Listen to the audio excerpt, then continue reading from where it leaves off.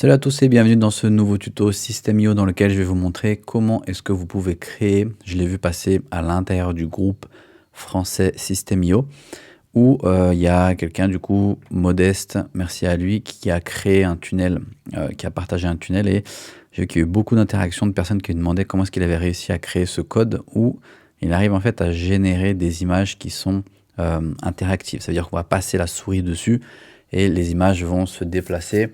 Et j'ai rajouté une petite spécificité sur le code que je vais vous partager gratuitement. Vous pouvez aussi rendre les images cliquables et renvoyer. Lorsque quelqu'un, par exemple, admettons, si on garde son exemple ici, on voit qu'on ouvre une image, on peut cliquer dessus et automatiquement arriver sur une autre destination.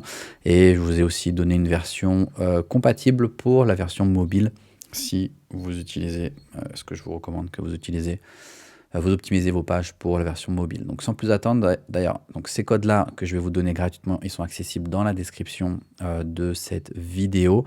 Et également, je vous ai mis un lien pour lequel vous pouvez télécharger le kit de lancement pour pouvoir lancer et vendre vos formations en ligne gratuitement. Ce lien, il va vous donner, ce kit, pardon, il va vous donner 2 tunnels de vente, des séquences d'emails automatisées, des templates de pages de vente, tout ça c'est gratuit. Vous cliquez sur le lien dans la description. Donc sans plus tarder, on va se rendre à l'intérieur de System.io et je vais créer en fait tout simplement un tunnel juste pour l'exemple. Donc je vais choisir ici, juste pour l'exemple, je vais choisir un tunnel, peu importe, pour créer une audience. Je clique sur sauvegarde, je vais ouvrir mon tunnel, je vais choisir un template adapté. Je vais prendre ce modèle-ci, c'est juste pour l'exemple, mais le code que je vais vous donner, vous pouvez l'utiliser absolument n'importe où. Donc quand vous avez votre tunnel en question, vous allez tout simplement cliquer sur modifier la page. Le code également que je vous donne, vous pouvez l'utiliser sur vos blogs. Si vous avez votre blog hébergé sur System.io, vous pouvez l'utiliser sans aucun problème sur votre blog. Donc je clique sur modifier la page. Et on va imaginer pour notre scénario que c'est une page, admettons, je sais pas, je propose des cours, admettons des cours particuliers à domicile. Je suis une plateforme qui propose des cours particuliers à domicile. Et j'ai les différents profils des personnes qui proposent des cours. Donc, ce qu'on va faire ici, en fait, c'est tout simplement... Bon, voilà, je recherche d'emploi, donc ça pourrait être un parfait exemple. On va s'imaginer que c'est ça. Donc, ce qu'il me faut dans un premier temps, comme ici, si on reprend l'exemple de Modeste, on voit qu'il a ses images. Et donc, moi, ce qu'il me faut dans un premier temps, c'est avoir mes images en question. Donc, pour notre exemple, on imagine que je vais avoir besoin des photos de profil de mes différents professeurs qui proposent des cours particuliers à domicile. Et lorsque je vais récupérer ces images, j'ai besoin de récupérer ce qu'on appelle l'URL des images en question. Donc, c'est très simple. Je vais vous montrer comment le faire, comment récupérer l'URL dans un premier temps. Si je vais sur Google, moi, c'est ce que j'ai décidé, c'est juste pour l'exemple. Je vais m'inspirer de ces 4-5 photos qui sont ici. Donc, si c'est votre cas, c'est très simple. Je vais récupérer des images sur Google. Je récupère, je fais bouton droit et je clique sur enregistrer l'image sous. Je vais enregistrer autant d'images dont j'ai besoin. Moi, je l'ai déjà fait. Les images sont déjà sur mon ordinateur. Donc, je retourne sur mon tunnel en question et je vais rajouter tout simplement une colonne ici. Alors, ça pourrait être une colonne plus grande, mais c'est juste pour l'exemple en question. Je vais ensuite rajouter ici dans les médias des images. J'ai besoin, donc j'ai pris 5 exemples, donc je vais rajouter 5 images. Je peux les rajouter ici, c'est juste pour pouvoir récupérer. Donc j'ai mes 5 images et je vais aller chercher mes 5 profils. Donc je vais accélérer pour que ce soit plus rapide. Je vais cliquer dessus. Je vais en haut dans fichier d'image, je clique sur le petit image et je vais choisir un fichier pour déposer ici mes images de mes profils qui sont à l'intérieur de mon ordinateur. Donc on voit que j'ai maintenant mis mes 5 images ici. Alors vous voyez, hein, c'est des images que j'ai récupérées sur Google, donc c'est pas forcément toutes cadrées de la même manière. Donc je vous invite vraiment à utiliser des images qui correspondent à votre branding, qui soient réellement au même format et aux mêmes dimensions. Une fois que j'ai mes images ici, que je les ai mises, je vais tout simplement cliquer sur enregistrer. Donc je vais enregistrer les modifications et je vais cliquer sur prévisualiser pour avoir un aperçu. Donc ici, on voit que j'ai mes images et ce que je veux maintenant, c'est lorsque je vais sur mon image en question, je fais bouton droit et je vais cliquer sur copier l'adresse de l'image. Je copie dessus, je clique dessus, j'ouvre une note juste à côté de de ma page en question et je viens coller l'URL en question de l'image. Et je vais répéter cette opération pour les 4 autres images. Je recommence, bouton droit, copier l'adresse du lien, je clique dessus, j'arrive sur ma note et je fais commande V pour coller. C'est parfait. J'ai récupéré maintenant les 5 URL, 1, 2, 3, 4, 5, de mes 5 profils pour que je vais ensuite pouvoir utiliser à l'intérieur de mon code. Donc, je peux fermer la prévisualisation, je retourne sur mon éditeur de page et je peux maintenant, sans aucun problème, supprimer ce bloc-là. Attention, très important, si vous cliquez sur l'image en question et que vous décidez dans vos images de supprimer l'image, dans ce cas-là, cette URL sera non valide. D'accord? C'est System.io qui utilise son service d'hébergement, qui héberge votre image en question et qui lui attribue une URL. Si je la supprime, forcément, je le supprime des serveurs de System.io. Donc, ce n'est pas un problème, je peux la laisser ici à l'intérieur, mais je peux ne pas la supprimer ici, mais je peux tout simplement supprimer le bloc de ma page parce que j'en ai pas besoin. Donc, je supprime. Maintenant, nous allons commencer à intégrer le code pour avoir justement ce même effet de photos qui défilent, sur lesquelles je peux zoomer, rajouter du texte, rajouter des liens pour pouvoir cliquer dessus. Donc dans mon éditeur, cette image-ci, je vais la supprimer parce qu'elle ne nous intéresse pas. Et admettons ici, je pourrais écrire un texte qui dit choisissez votre professeur en question. Je vais tout simplement dans les éléments, aller tout en bas, dans Autres, et cliquer sur Code HTML, et je vais rajouter mon code HTML juste ici. Alors bien entendu, dans ce tutoriel, je ne vais pas forcément passer du temps sur la mise en page de votre page en question, mais il faut forcément, vous voyez ici, on voit, là c'est un modèle System.io, on voit que ce n'est pas optimisé ici, c'est à vous de le faire dans votre tutoriel. Je vais juste m'assurer qu'on n'ait pas un bloc compressé ici et ni ici. Alors vous voyez, on a le bloc qui est légèrement compressé, on va voir, ça pose un souci, sinon on va le modifier directement. Donc je vais cliquer sur code HTML, je clique dessus, et on voit que sur la gauche, j'ai modifié le code. Je clique sur modifier le code. Ici, j'ai l'image System.io, je supprime, et je viens tout simplement coller mon code en question. Pour information, le code, vous pouvez le récupérer gratuitement en cliquant sur le premier lien dans la description. Je viens coller mon code juste ici, et j'ai quelques modifications à apporter à ce code-ci. Donc, ce que je veux faire dans un premier temps, c'est pouvoir récupérer juste ici, vous voyez dans ma galerie, je veux pouvoir rajouter les informations que j'ai de mes images, donc l'URL de mes images. On voit qu'ici, en fait, si je détaille légèrement, on va se concentrer là-dessus dans un premier temps, on voit que j'ai l'image source égale, et j'ai les guillemets, je veux tout simplement venir coller toutes les URL de mes images. Donc je sélectionne, je fais clic droit, je viens copier, et ici, à l'intérieur, bien entre les guillemets, je viens tout simplement, commande V, coller mon image.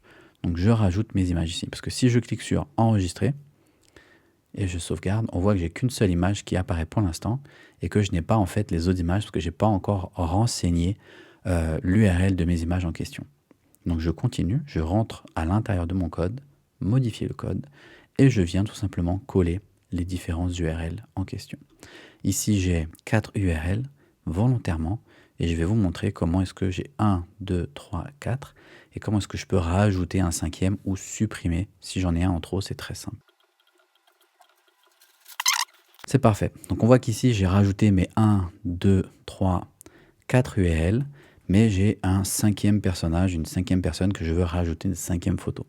C'est très simple. Quand j'arrive ici, vous voyez, en fait, j'ai tout simplement à dupliquer le code en question. Donc, je peux tout simplement arriver ici et répéter en fait ce que j'ai. Donc, après le A, je peux soit décider de faire un retour à la ligne et je vais tout simplement copier ce code et l'ajouter juste ici. Et mon code est identique. Donc maintenant, je peux récupérer ma 5e URL ici.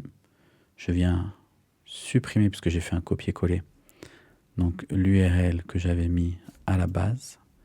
Et je rajoute ma 5e URL. Et là, je pourrais très simplement cliquer sur enregistrer.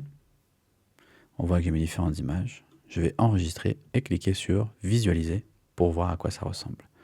On voit que mon code est fonctionnel et on voit en fait qu'à chaque fois que je vais passer ma souris j'ai un léger texte qui s'affiche. Vous voyez, je pourrais rajouter le nom du professeur à chaque fois, par exemple, ou le nom du produit si c'est le cas.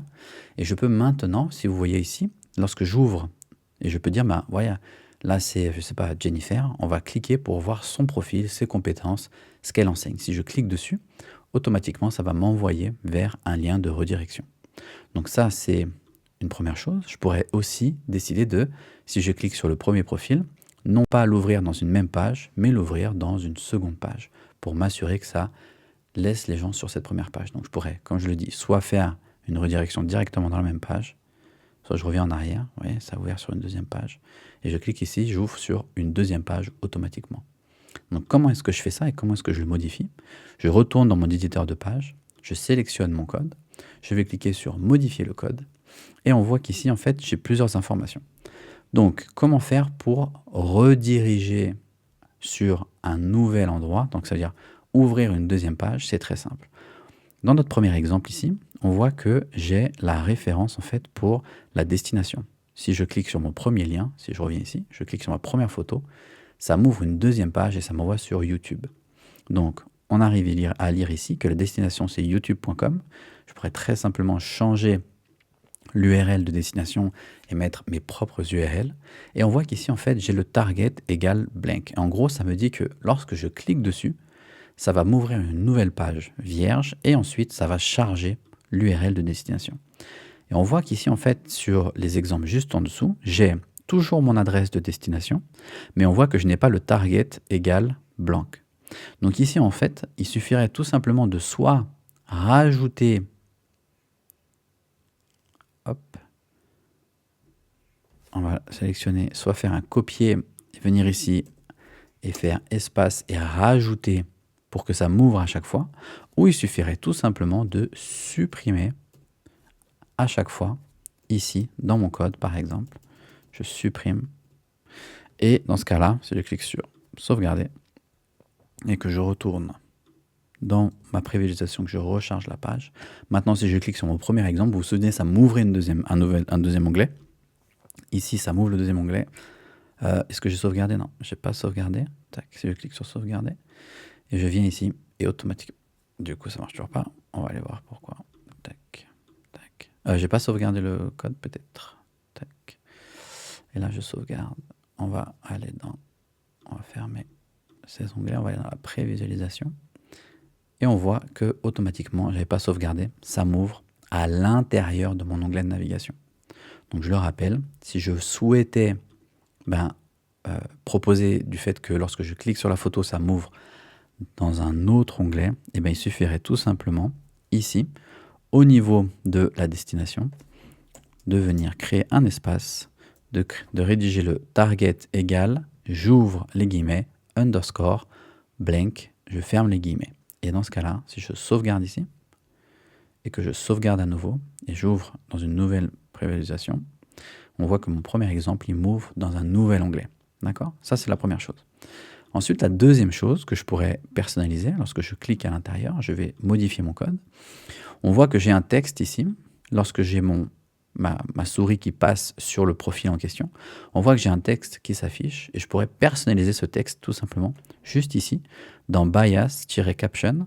Ici, j'ai mon texte et je pourrais très bien mettre le texte de, je sais pas, le prénom des personnes. Donc ça pourrait être Mélanie, je crois que la première c'est une femme. Ensuite, c'est un homme, un homme. Mais voilà, donc ça pourrait très bien être Mélanie. Donc je clique sur sauvegarder. Je vais enregistrer mes modifications. Je clique sur la prévisualisation. Et automatiquement, lorsque je vais passer dessus, j'ai le profil de Mélanie. Je pourrais très bien mettre un autre texte, un appel à l'action. Ça, c'est à vous de décider. Donc voilà comment est-ce que je fais ça pour la version ordinateur, donc la version desktop. Maintenant, si je veux également rajouter ce code, mais je souhaite que ce soit une version optimisée pour la version mobile, il y a un deuxième code, toujours à télécharger gratuitement. Il est sur la même page. Il y a le code mobile et le code desktop, donc pour ordinateur. Et bien, il vous suffit tout simplement de faire deux choses. Première chose que vous allez faire, vous allez, dans un premier temps, votre module ici, vous allez tout simplement le dupliquer. Ce module, on va, lui, dans les paramètres de System.io, le rendre visible uniquement sur ordinateur. Je sauvegarde. Et ce module-ci, on va le rendre visible uniquement sur la version mobile. Mais avant, on va modifier notre code. Donc, j'ouvre encore mon éditeur de code, je clique sur modifier. Cette fois-ci, je sélectionne l'intégralité, je supprime. Et du coup, je viens tout simplement coller mon code optimisé pour la version mobile. Donc dans ce code, il faut que je modifie encore une fois la destination des images sources, donc l'URL des images, que je vais copier-coller à l'intérieur, et que je modifie aussi le texte, si je le souhaite, qui va apparaître devant les images. Et aussi que je modifie, il y a une petite particularité ici, je vais vous expliquer, que je vous modifie la destination lorsque je clique sur une image, si je souhaite rendre ça cliquable. Donc je viens récupérer encore une fois l'URL de mes images que je viens coller directement ici. Donc j'ai maintenant réussi à copier l'intégralité de l'URL de destination des images. Lorsque je clique sur enregistrer, je sauvegarde mes transformations et qu'on voit que maintenant j'ai ma version mobile, d'accord? Alors il y a juste un tout petit détail ici, on voit la version c'est écrit desktop, on va juste modifier le code et supprimer parce qu'on n'a pas besoin, c'est juste pour vous informer ici, donc je supprime. Et pareil pour la version mobile, on voit qu'ici, pas besoin de ça, je supprime. Donc enregistrer. Je vais vous montrer ensuite sur mon téléphone à quoi est-ce que ça ressemble.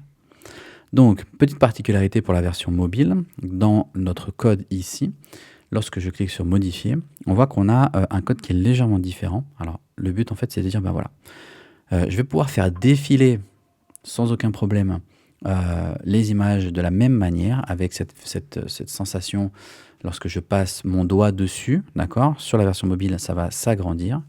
Et lorsque je vais donner un double tap, donc je clique, ça ouvre l'image, et lorsque je clique une deuxième fois, ça va m'envoyer vers le lien de redirection en question.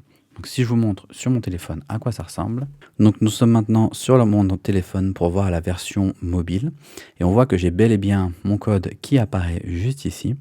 Je peux avec mon doigt le faire défiler sur la droite ou sur la gauche pour voir les différents profils. Je peux cliquer pour voir un profil, et lorsque je clique une deuxième fois, ça m'ouvre automatiquement la page en question. Ça m'ouvre une deuxième page.